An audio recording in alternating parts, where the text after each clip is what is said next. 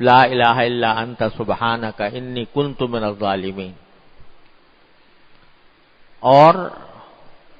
یہ ہمارے بزرگوں کا ایک طریقہ چلا آیا ہے کہ جب کسی مسلمانوں پر کوئی اجتماعی قسم کی مشکل آتی ہے یا خطرات درپیش ہوتے ہیں تو گھروں میں بھی پہلے 1.25 لاکھ آیت کریمہ کا ختم کیا جاتا تھا. میں بچہ تھا چھوٹا سا تو میرے بچپن میں یاد ہے کہ جب پاکستان بننے والا تھا اور مسلمانوں کے اوپر ظلم و ستم کے پہاڑ توڑے جا رہے تھے تو اس وقت ہمارے گھروں میں ہر گھر میں آیت کریمہ کا ختم ہوتا تھا اور آیت کریمہ کے ختم کے بعد دعا ہوتی تھی. ہمارے یہ تجربہ ہے. لیکن اس آیت کریمہ کی تھوڑی سی تفصیل سمجھانے کو دل چاہ رہا ہے. یہ آیت کریمہ کس سیاق میں کس حالت میں نازل ہوئی تھی. قرآن کریم میں اس کا ذکر آیا ہے. یہ آیت ہے قرآن کریم کی اور واقعہ یہ بیان ہوا ہے کہ آپ سب حضرات جانتے ہیں کہ حضرت یونس علیہ السلام کو اللہ تعالیٰ کی مشیت سے مچھلی نے نگل لیا تھا اور وہ مچھلی کے پیٹ میں 3 دن انہوں نے گزارے. مچھلی کے پیٹ میں آپ اندازہ کریں کہ کوئی بڑی مچھلی ہوگی جیسی ویل مچھلی ہوتی ہے. اللہ تبارک و تعالیٰ کی طرف سے اپنے نیک بندوں کی آزمائشیں بھی ان کی شان کے مطابق ہوتی ہیں. تو یہ کوئی معمولی آزمائش نہیں تھی کہ سمندر کے اندر ڈال دیا گیا اور وہاں سے مچھلی نے نگل لیا. 3 دن اس میں رہے. اب آدمی اگر مچھلی کے پیٹ میں چلا جائے تو اس کا ایک ایک لمحہ قیامت ہوگا. ایک ایک لمحہ کے اوپر کیا گزرے گی اس کے اوپر. تو اس وقت قرآن کریم کہتا ہے کہ فنادا فی الظلمات، وہ جو مچھلی کے پیٹ میں جو اندھیرے تھے، اندھیریاں تھیں، ان اندھیریوں میں حضرت یونس علیہ السلام نے پکارا لا الہ الا انت سبحانک انی کنت من الظالمین. کیا مانا کہ آپ کے سوا کوئی معبود نہیں، کوئی خدا نہیں. سبحانک، آپ کی ذات ہر قسم کے شرک سے پاک ہے. انی کنت من الظالمین، اور خود میں ہی ظلم کرنے والا تھا جس کے نتیجے میں مجھے یہ سزا مل رہی ہے یا میں اس آزمائش میں گرفتار ہوں. اب یہاں آپ ذرا یہ دیکھو کہ موقع تو یہ تھا کہ آدمی دعا کرے یا اللہ مجھے اس مچھلی کے پیٹ سے نکال دے، مجھے قید خانے سے رہائی عطا فرما دے، مجھے اس ظلمت سے، اس اندھیرے سے میری جان بچا لے. لیکن حضرت یونس علیہ السلام نے براہ راست کوئی دعا اس قسم کی نہیں کی. بس کیا کہا لا الہ الا انت، بھی نہیں کیا ہے. آپ نے کیا ہے آپ کی مشیت سے ہوا ہے. اب یہ کہ آپ کی مشیت سے مجھے مچھلی کے پیٹ میں ڈال دیا گیا تو اس میں ایک شکوے کا پہلو ہو سکتا تھا کہ آپ ہی نے ڈال دیا مجھے اس مچھلی کے پیٹ میں. تو گویا ایک طرح سے شکوہ ہوا کہ میں یہ سے بچنے کا اور اس سے نکلنے کا راستہ بھی سوائے آپ کے کوئی اور نہیں. تکلیف آپ نہیں دی، برحق دی، لیکن نکلنے کا راستہ بھی آپ کے سوا کوئی نہیں. آپ ہی نکالیں گے، آپ ہی اپنے فضل و کرم سے دور کریں گے. ایک واقعہ لکھا کہ میرا ایک پوتا ہے، تو اس کو ماں مار رہی تھی اور وہ رو رہا تھا، اور روتے روتے رو بھی رہا ہے اور پھر ماں سے لپٹ بھی رہا ہے۔ ایک مرتبہ کہو لا الہ الا انت، یہ کہہ کر کہ یا اللہ جو کچھ بھی آئی ہے مصیبت وہ آپ ہی کی طرف سے آئی ہے، لیکن وہ آئی ہے میری غلطی کی وجہ سے۔ اور دوسری مرتبہ کہو لا الہ الا انت کہ اس مصیبت کو دور کرنے والا بھی آپ کے سوا کوئی اور نہیں۔ تو دونوں ایک مرتبہ وہ کام ہو گیا۔ اللہ میاں کسی کے محکوم نہیں ہے، دعا ہے، یہ کوئی حکم نہیں ہے کہ ادھر دعا کی اور ادھر فوراً منظور ہو گئی اور فوراً وہ کام ہو گیا جو تم کہہ رہے ہو۔ حضرت یونس علیہ السلام کو کتنے عرصے رہتی ہے، وہ بھی اس کو بھی کہہ رہے ہیں انی کنت من الظالمین، اپنا اقرار کر رہے ہیں۔ تو ہم تم کس شمار قطار میں ہیں؟ تو اپنی غلطی کا اقرار کرو اللہ تعالیٰ کے حضور، یا اللہ جو کچھ پیش آیا میری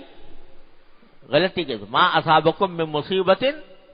فاللہ تعالیٰ درگزری فرما دیتے ہیں۔ تو پہلا سبق تو یہ کہ جب کوئی مصیبت پیش آئے، کوئی مشکل پیش آئے، کوئی تکلیف ہو،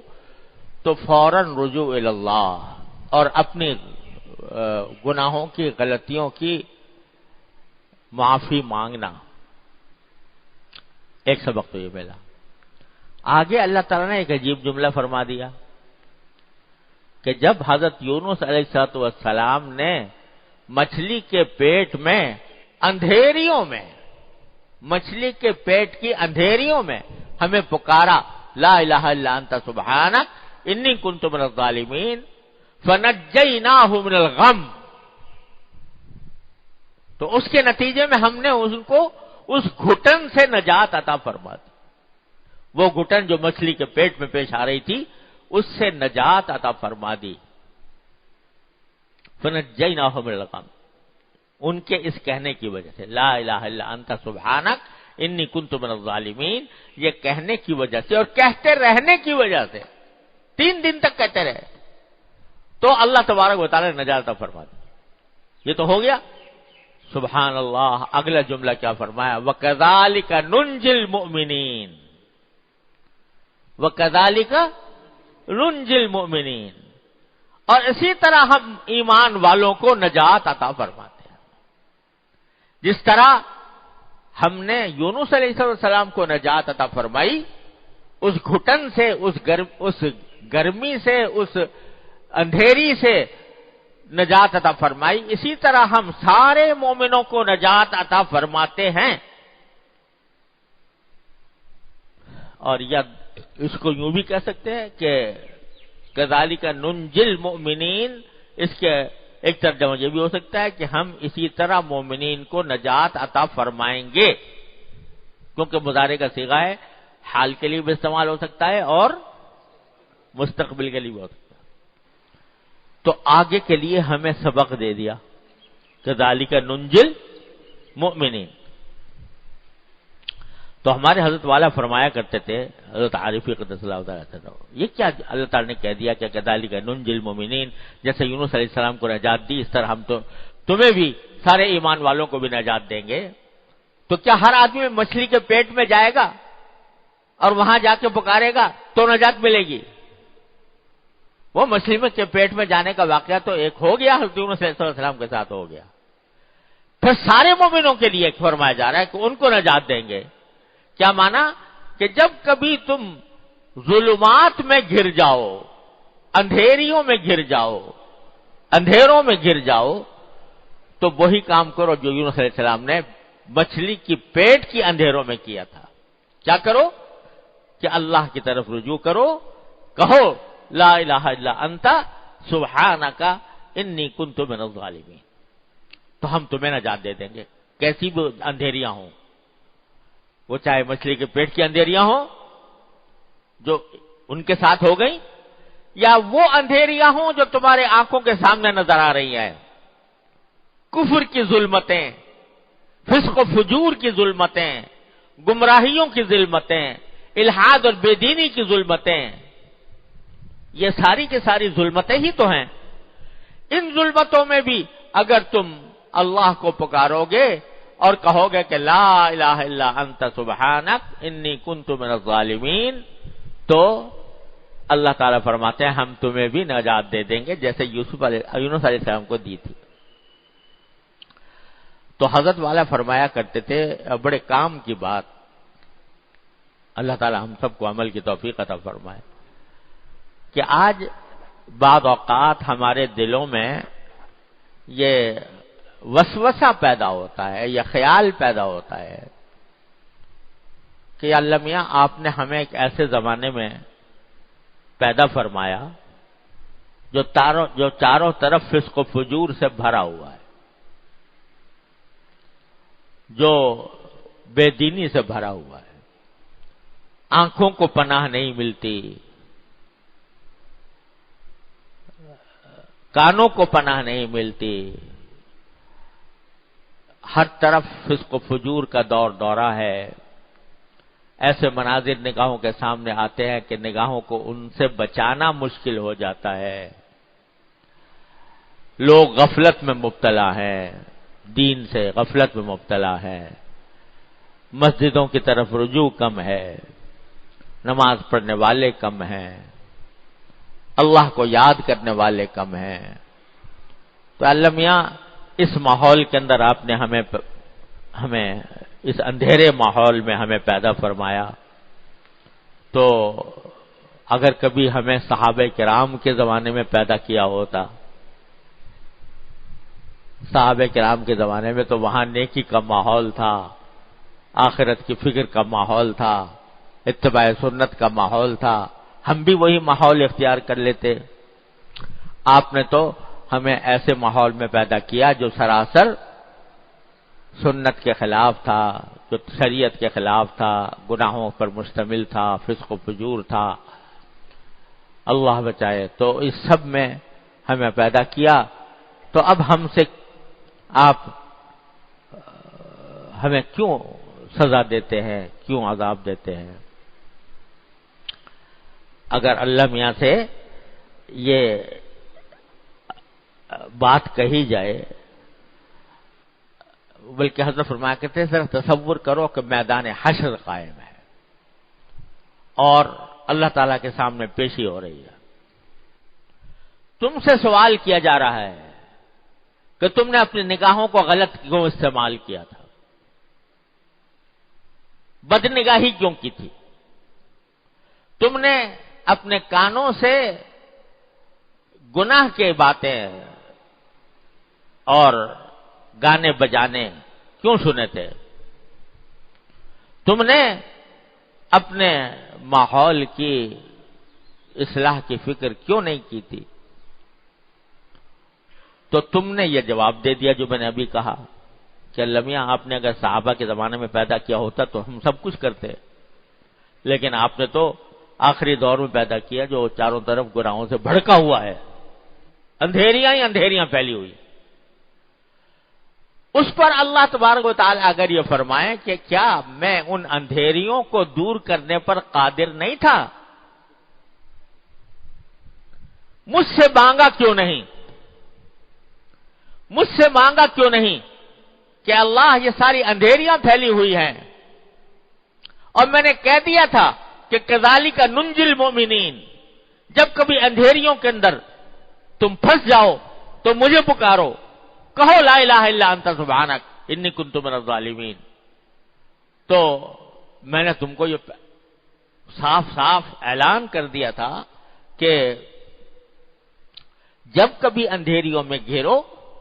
مجھے پکارو۔ تو اگر تم مجھ سے یہ کہتے اپنی زندگی میں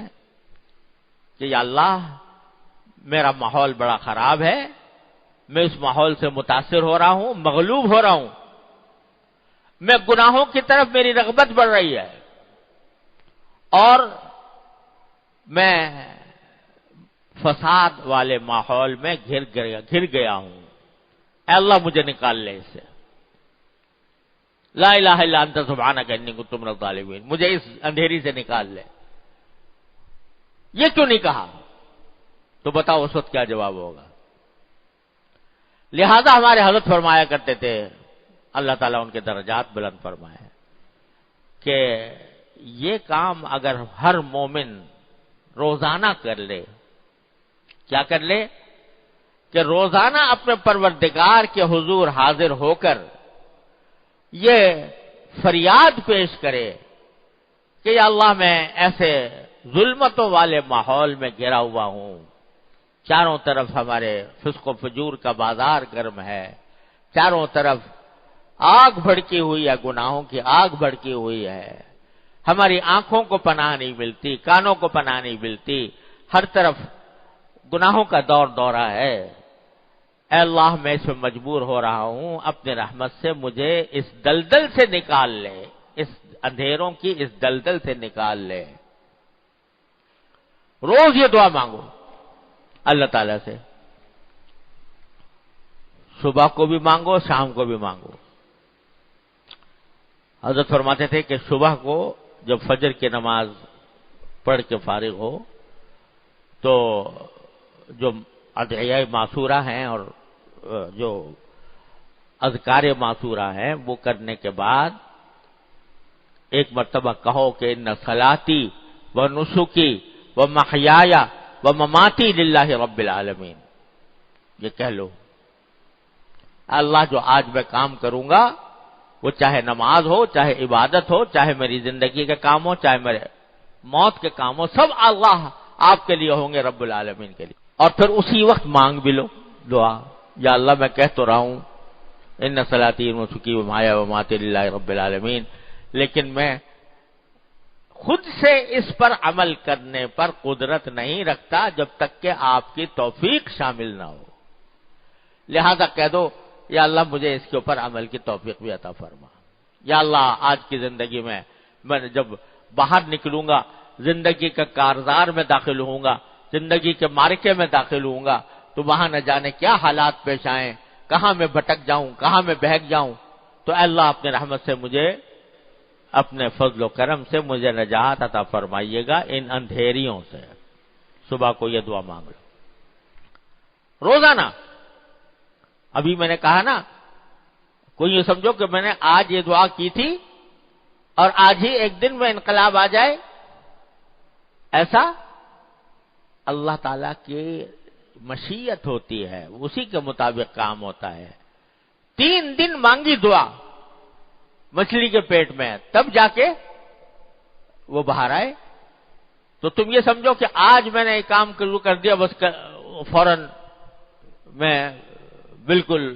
متقی پرہیزگار بن جاؤں گا، یہ ضروری نہیں ہے۔ اللہ کی رحمت ہے، ہو سکتا ہے اللہ تعالیٰ ایک ہی لمحے میں زندگی بدل دے۔ بہت سے لوگوں کے لیے کے ساتھ ایسا بھی پیش آیا ہے کہ ایک ہی لمحے میں زندگی بدل گئی، لیکن مانگو اور مانگتے رہو، روز مانگو اللہ تعالیٰ سے، تو اللہ تبارک و تعالیٰ انشاءاللہ کچھ دن عمل کرو گے، 40 دن عمل کرو گے تو اللہ تبارک و تعالیٰ کی رحمت سے انشاءاللہ یہ دعا رد نہیں ہوگی، یہ دعا رد نہیں ہو سکتی۔ دیکھو اور دعائیں جو ہم مانگتے ہیں نا، جیسے یہ مانگتے ہیں کہ یا اللہ مجھے صحت دے دے، یہ دعا مانگتے ہیں یا اللہ مجھے مال دولت دے دے، یہ دعا مانگتے ہیں کہ میرا اچھا کاروبار ہو جائے، یہ دعا مانگتے ہیں کہ مجھے کوئی اچھا مکان مل جائے وغیرہ۔ تو ان سب دعاؤں میں یہ احتمال ہے کہ ہم تو مانگ رہے ہیں کہ اس کو، لیکن اللہ تعالیٰ ہی بہتر جانتے ہیں کہ یہ میرے لیے بہتر ہے کہ نہیں۔ میں مانگ رہا ہوں مجھے اچھا مکان دے دے، اللہ تعالیٰ ہی بہتر جانتے ہیں اس کو مکان ملے گا تو بہتر ہوگا، اس کے لیے نہیں ہوگا۔ مکان میں ملنے کے بعد یہ فرعون تو نہیں بن جائے گا، تو بعض اوقات اللہ تعالیٰ وہ نہیں دیتے، اسے اچھی چیز دے دیتے، ان کی حکمت اور مصلحت کے مطابق وہ دعا کو پورا کرتے ہیں۔ لیکن جب کوئی بندہ دین مانگے اور صلاح مانگے، تقوی مانگے، اتباع سنت مانگے اللہ تعالیٰ سے، تو اتباع سنت جب مانگے گا اور دین مانگے گا تو یہاں تو یہ احتمال نہیں ہے کہ اس کے سوا کوئی اور چیز بہتر ہو، اتباع سنت سے بہتر کوئی اور چیز ہو، اللہ میاں اتباع سنت نہ دے کچھ اور دے دے جو اس سے بہتر ہے، ایسا ممکن ہے؟ لہذا یہ دعا ضرور قبول ہوگی، ضرور قبول ہوگی، بشرطے کہ اخلاص کے ساتھ مانگو، واقعی مانگو، مانگنے کی طرح مانگو، کیا کہ تھوڑی سی کوشش کا قدم بھی بڑھاؤ، کوشش کا قدم آدمی بڑھائے گا اور پھر دعا مانگے گا اللہ تعالیٰ سے تو پھر اللہ تبارک و تعالیٰ ضرور قبول کریں گے، ممکن نہیں ہے کہ قبول نہ ہو، لیکن دو شرطیں ہیں، ایک قدم بڑھانا، دوسرے اللہ سے رجوع کرنا۔ دیکھو حضرت یوسف علیہ السلام کے ساتھ جو آزمائش پیش آئی ہے نا، سب کو پتا ہے کہ نہیں؟ زلیخا نے گناہ کی دعوت دی اور قرآن کہتا ہے وغلقت الابواب، سارے دروازوں میں تالے ڈال دیے کہ یوسف علیہ السلام باہر نہ نکل سکے۔ اب یوسف علیہ السلام آنکھوں سے دیکھ رہے تھے کہ دروازوں میں تالے پڑے ہوئے ہیں، آگے باہر نکلنے کا راستہ نہیں ہے، لیکن یہ سوچا کہ میرے بس میں اتنا ہے کہ میں یہاں سے بھاگ کر دروازے تک چلا جاؤں، یہ بس میں ہے، تو بھاگ پڑے۔ جب اس نے دعوت دی گناہ کی تو ایسا نہیں ہے کہ وہیں کھڑے کھڑے دعا مانگ لی ہو اللہ میاں سے بچنے کی، بلکہ جہاں تک بس میں تھا وہاں تک دوڑے، جب دوڑے اپنا کام کر لیا، دوڑ کر مانگا اللہ میاں سے یا اللہ مجھے اس مصیبت سے، اس آزمائش سے نجات دے دیجئے، تو اپنی طرف سے قدم بھی بڑھایا، چاہے وہ تھوڑا ہی سا کیوں نہ ہو، لیکن بڑھایا، سچے دل سے مانگا اللہ تعالی سے، تو کیا ہوا؟ دروازے کھل گئے۔ تو مولانا رومی اس کو فرماتے ہیں کہ گرچہ رکھنا نیست عالم را پدید، گرچہ رکھنا نیست عالم را پدید، خیرہ یوسف وار میں باید دوید، اگرچہ اس دنیا کے اندر تمہیں کوئی باہر نکلنے کا راستہ نظر نہیں آ رہا، رکھنا نظر نہیں آ رہا جس سے تم باہر نکلو اس گناہوں کی وادی سے، تو اس کے باوجود تمہیں اسی طرح دوڑ لگانی چاہیے جیسے یوسف علیہ السلام نے لگائی تھی، خیرہ یوسف وار میں باید دوید، تو انشاءاللہ وہ دعا قبول ہوگی۔ تو ایک تو صبح کے وقت میں یہ دعا مانگ لو، روز کوئی دن خالی نہ جائے،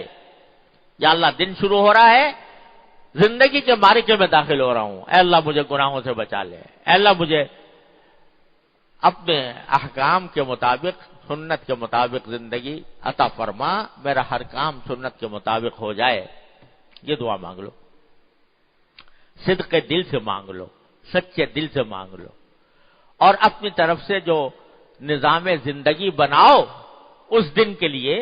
تو اس دن میں یہ تصور کر لو کہ میں انشاءاللہ ان سب چیزوں گناہوں سے بچوں گا، آنکھوں کی حفاظت کروں گا، کان کی حفاظت کروں گا، زبان کی حفاظت کروں گا، زبان سے کوئی غلط بات نہیں نکلے گی، زبان سے کسی کی غیبت نہیں ہوگی، زبان سے جھوٹ نہیں نکلے گا وغیرہ، یہ سب دعائیں مانگ کر یعنی یہ ارادہ کر کے کہہ دو ان صلاتی و نسکی و محیای و مماتی للہ رب العالمین، اور پھر اللہ میاں سے مانگ لو یا اللہ نے ارادہ تو کر لیا لیکن اس ارادے پر ثابت قدم رکھنا اور اس ارادے کے تقاضوں پر پوری طرح عمل کروانا، اے اللہ آپ کا کام ہے، آپ کے سوا کوئی نہیں کر سکتا، کر کے دیکھو یہ کام، میں 40 دن یہ کام کر لو، انشاءاللہ ثم انشاءاللہ